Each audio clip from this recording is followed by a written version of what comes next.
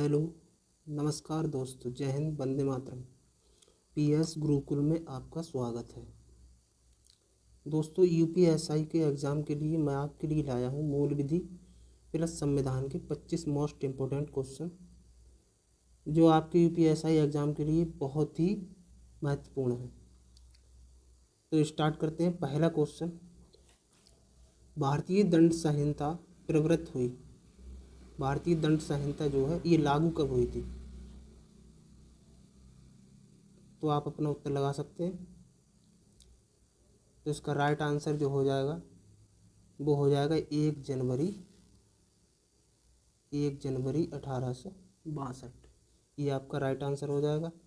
और ये बनी कब थी? तो बनी थी 1860 में और 1862 में लागू हुई। ठीक है। दूसरा क्वेश्चन आपका है, एक जल्लाद जो मृत्यु दंड निष्पादित करता है भारतीय दंड संहिता की किस धारा के अंतर्गत आपराधिक दायित्वों से मुक्त है? तो इसका राइट आंसर जो आपका हो जाएगा वो हो जाएगा धारा 78 धारा 78 के अंतर्गत जो जल्लाद वो आपराधिक दायित्वों से मुक्त है। ठीक है दोस्तों, नेक्स्ट क्वेश्चन देखते हैं। भारतीय दंड संहिता की धारा 34 पर प्रसिद्ध वाद है। तो धारा 34 जो सामान्य आशय से संबंधित है, ये किस वाद में है? तो राइट आंसर आपका हो जाएगा option number B. Option number B आपका राइट आंसर हो जाएगा। वारिंद्र कुमार घोष बनाम एम्परर।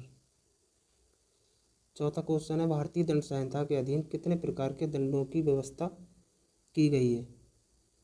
तो कितने प्रकार के दंडों की व्यवस्था की गई है? तो दंडों की व्यवस्था की गई है 5 प्रकार के। ऑप्शन नंबर सी आपका आंसर हो जाएगा। 5 प्रकार के दंडों की व्यवस्था की गई है आईपीसी में। नेक्स्ट क्वेश्चन देखते हैं। क्वेश्चन नंबर 5 है आपका, भारतीय दंड संहिता 1860 की धारा 1 संबंधित है। तो भारतीय दंड संहिता 1860 की धारा जो फर्स्ट है वो किससे संबंधित है, ये पूछा गया है।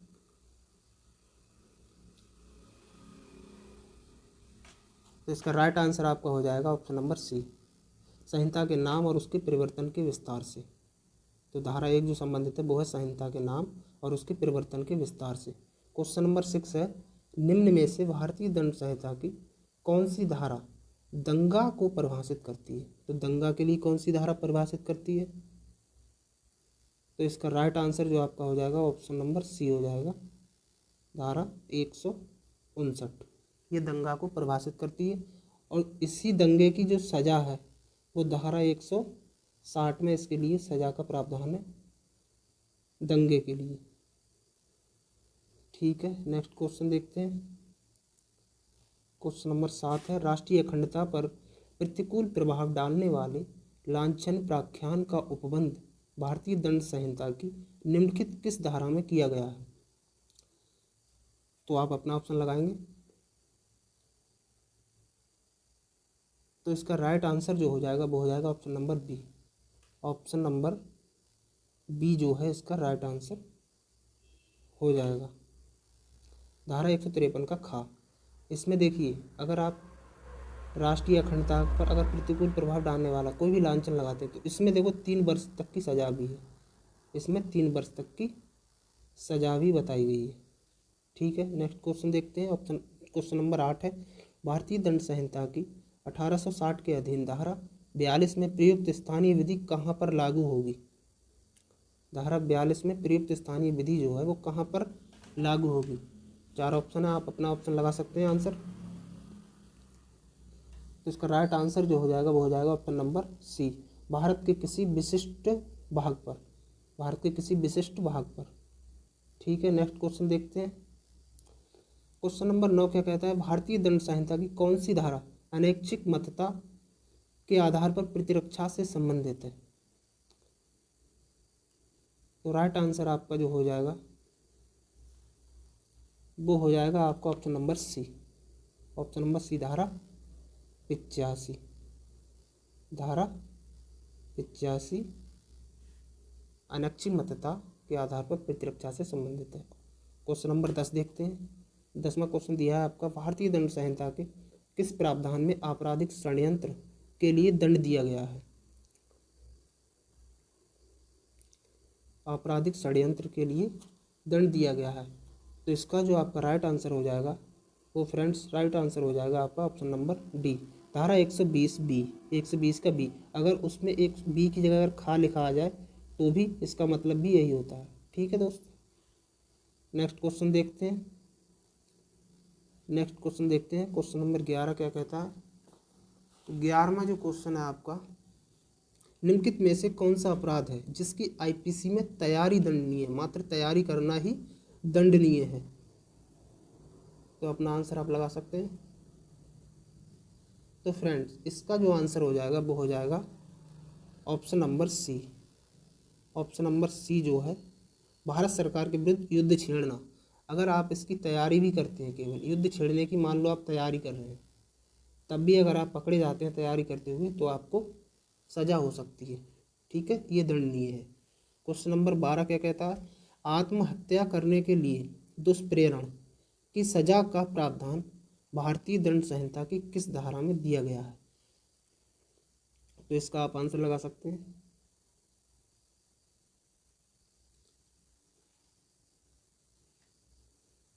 इसका राइट आंसर जो आपका हो जाएगा वो हो जाएगा ऑप्शन नंबर ए, धारा 306।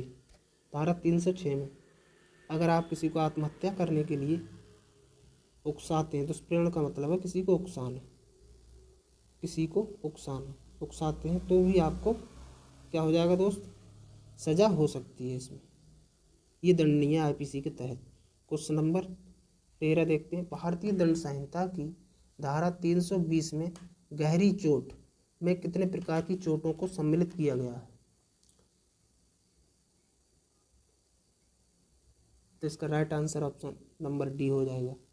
इसका राइट आंसर जो हो जाएगा वो हो जाएगा ऑप्शन नंबर डी, धारा 8। धारा 8 में जो चोटें आपकी बताई गई, तो इसका ऑप्शन जो है वो गलत है थोड़ा। 8 प्रकार की चोट बताई गई, ये धारा में काट देता हूँ। 8 प्रकार की जो चोटें हैं वो बताई गई हैं। ठीक है, नेक्स्ट क्वेश्चन देखते हैं 14 क्वेश्चन कहता है, भारतीय दंड संहिता की किस धारा में विधि विरुद्ध जमाव को परिभाषित किया गया है? विधि विरुद्ध अगर आप कहीं जमाव करते हैं तो उसके लिए किस धारा में परिभाषित किया गया है? आप अपना उत्तर लगा सकते हैं। तो इसका राइट आंसर जो हो जाएगा वो हो जाएगा ऑप्शन नंबर ए, धारा 141। ठीक है, नेक्स्ट क्वेश्चन देखते हैं। क्वेश्चन नंबर 15 है, दंड प्रक्रिया संहिता की किस धारा में आर्म्ड फोर्सेस सशस्त्र बल के सदस्यों की गिरफ्तारी से संरक्षण का प्रावधान किया गया है? तो इसका राइट आंसर जो आपका हो जाएगा वो हो जाएगा option number B. Option number B, धारा 45। धारा 45। ठीक है, नेक्स्ट क्वेश्चन देखते हैं। क्वेश्चन नंबर 16 क्या कहता है? दंड प्रक्रिया संहिता की धारा 125 फर्स्ट घ के अंतर्गत निम्नलिखित में से कौन अपने माता पिता के भरण पोषण के लिए जिम्मेदार है? यदि माता पिता स्वयं अपना भरण पोषण करने में सक्षम नहीं है, यदि माता पिता अपना भरण पोषण करने में सक्षम नहीं है तो उनके लिए उनके भरण पोषण का जिम्मेदार कौन होगा? ऑप्शन नंबर ए है केवल पुत्र, बी केवल पुत्री, सी पुत्र एवं पुत्री दोनों, डी इनमें से कोई नहीं। तो इसका राइट आंसर जो आपका हो जाएगा दोस्त वो हो जाएगा ऑप्शन नंबर सी, पुत्र एवं पुत्री दोनों जिम्मेदार होंगे माता पिता के भरण पोषण करने का। ठीक है, नेक्स्ट क्वेश्चन देखते हैं। 17 क्वेश्चन कहता है कि एस भरतराजन बनाम स्टेटवाद का संबंध निम्नलिखित में से किससे है?